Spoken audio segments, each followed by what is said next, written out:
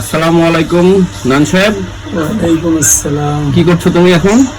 আমি এখন আপনার যে আর্টিকেল রেডি করতেছি। তোমার হাতে এটা কি? এটা চামড়ার। চামড়ার মানে এটাকে কি বলে, মানে আর কোথায় ব্যবহার করা হয়? এটা জুতার পিছন সাইডে ব্যাক কাউন্টারে ব্যবহার করা হয়, হিল গ্রিপ বলি আমরা। আচ্ছা, ওইটা কি অরিজিনাল চামড়া না?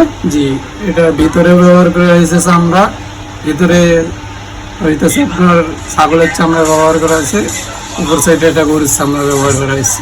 আর এইটা তোমার চামড়া কাস্টমার বুঝবে কিভাবে? এটা চামড়া কাস্টমার বোঝা, চামড়া তো কখনো পরে না। আমরা যদি ম্যাচ দিয়ে ফায়ার করে দেখাই তাহলে বুঝতে পারবে। আচ্ছা, কাস্টমারকে কি দেখাতে পারবে একটু ফ্যাট দিয়ে টেস্ট করে? একটু দেখো। দেখেন চামড়া কিন্তু আপনার কালো হয়ে যেতে পারে কিন্তু চামড়া পুড়বে না। আচ্ছা, দেখেন এই জায়গায় চামড়া কিন্তু পুড়ে নাই, হালকা কালো হয়ে যেতে পারে কিন্তু চামড়া কালো হওয়ার কারণ এটা কি কারণে?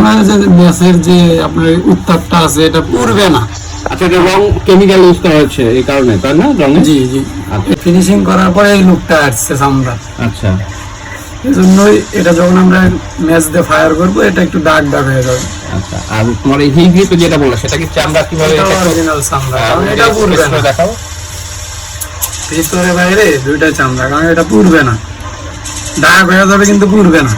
এইটাতে কি চামড়া ব্যবহার করা হচ্ছে? এটা কি ছাগলের চামড়া ব্যবহার করে, ছাগলের চামড়া না? যাতে পাটা না ঘামে যায়, এজন্য আমরা আর কি ভিতরে ছাগলের চামড়া ব্যবহার করি। মানে আমাদের অনেক কাস্টমার জিজ্ঞেস করে, হ্যাঁ, যে এটা চামড়া কিনা বুঝবো কিভাবে, বা এটা পা ঘামবে কিনা, এটা ইম্পর্টেন্ট। অনেকের পা ঘামে। আমরা এটা ব্যাক কাউন্টারে দিয়ে থাকি যেভাবে, এটা আপনার ভিতরে তো ডক্টর মেডিকেল ইনসুল থাকে, এই কারণে পা তো ঘামবে না, সম্ভাবনাই নাই।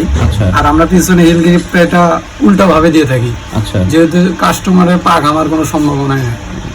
তো কাস্টমার টেনশন মুক্ত একদম নিতে পারে, একদম টেনশন ফ্রি হয়ে কাস্টমার নিতে পারে, ব্যবহার করতে পারে। আমাদের এই কেজের একবারে যত সম্ভব ভালো করার চেষ্টা করতেছি আমরা।